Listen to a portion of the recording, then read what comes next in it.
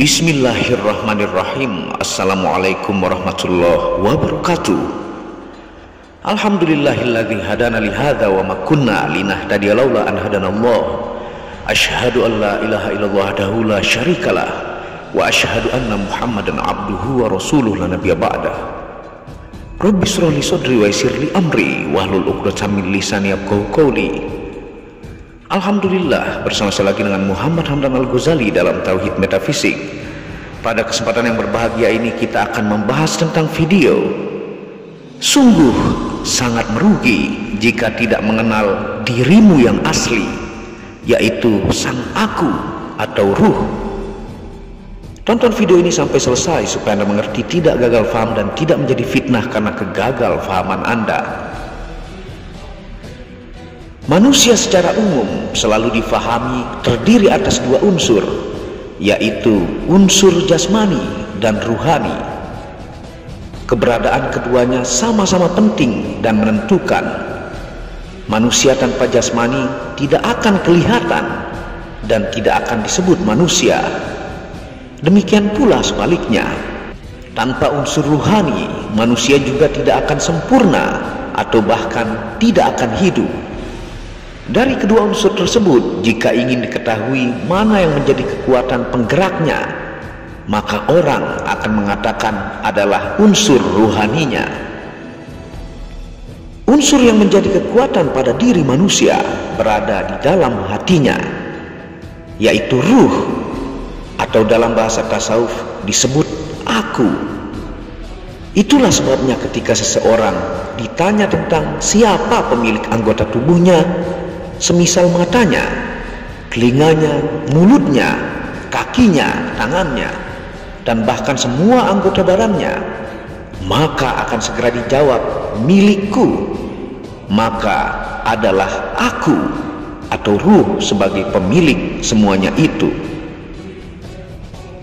Dalam Al-Quran, ruh terkadang diartikan dengan malaikat atau wahyu. Di samping itu, beberapa pakar tafsir dan ulama tasawuf membagi manusia menjadi tiga unsur, baik itu yang pertama jasad, yang kedua jiwa atau nafs atau kesadaran diri, dan yang ketiga adalah ruh. Misalnya dalam ayat yas'alunaka 'anar ruh qul ar-ruh min amri rabbi, yang bermakna mereka akan menanyaimu tentang ruh, maka katakanlah bahwa ruh itu urusan Tuhanmu. Dan ayat tentang jiwa atau nafs atau kesadaran diri, yaitu ya ayyatuhan nafsul mutmainnah irji'i ila rabbiki radiyatan mardiyah, yang memiliki makna wahai jiwa yang tenang, kembalilah kepada Tuhanmu. Adapun penjelasan detail unsur manusia, yang pertama jasad.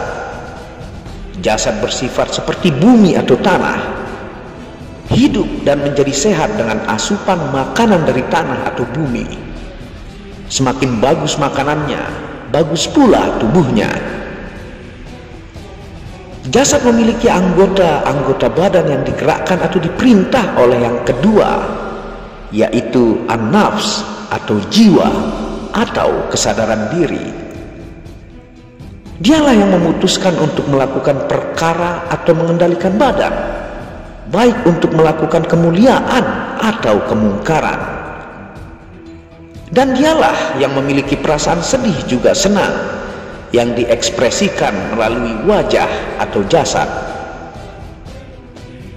Unsur yang ketiga, yaitu ruh, adalah unsur Tuhan, unsur inti penghidup atau al-hayat dalam diri manusia. Ruh berasal dari bagian Tuhan itu sendiri. Dalam ayat innalillahi wa inna ilaihi raji'un, dari unsur ruhku maka akan kembali kepadaku. Dalam tasawuf, dialah yang dikenal dengan sang pembisik murni kebenaran, dengan bahasa mudahnya pesan hati nurani. Ketika manusia meninggal dunia, tiga unsur ini berpisah.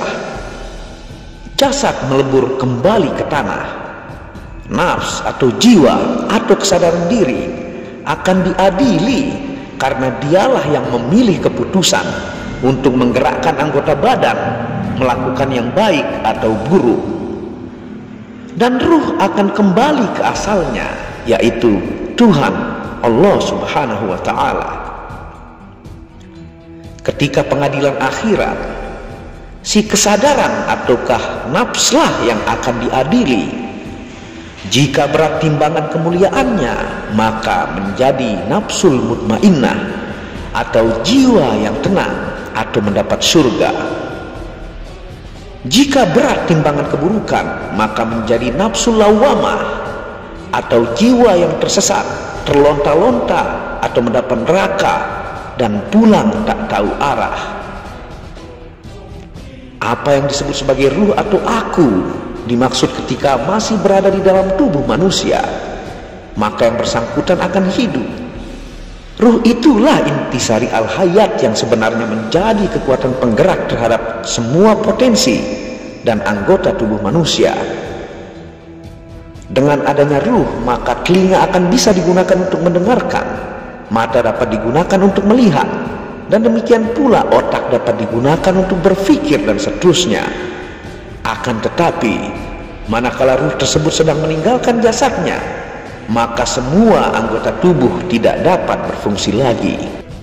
Semisal ketika seseorang sedang tidur, secara hakikat artinya ruhnya sementara sedang meninggalkan jasadnya, maka mata yang dimilikinya tidak bisa digunakan untuk melihat, telinganya tidak dapat digunakan untuk mendengarkan, otaknya tidak dapat digunakan untuk berpikir, dan bahkan semua anggota tubuhnya saat itu juga tidak berfungsi. Lebih jauh lagi, ketika ruh atau sang aku, seseorang sudah meninggalkan jasadnya untuk selama-lamanya, maka secara fisik kehidupannya sudah berakhir. Jasadnya yang bersangkutan harus segera dikuburkan. Apa saja yang ada pada badan orang yang dimaksud sudah tidak akan berfungsi lagi.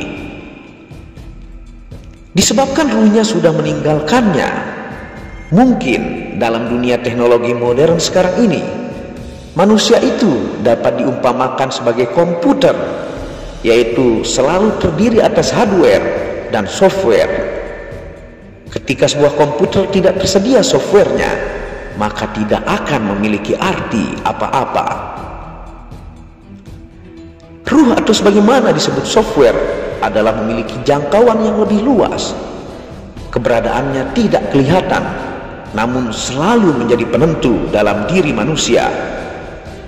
Software itu disebut aku, yang selain menjadi kekuatan atau energi juga berperan sebagai penentu arah kehidupannya.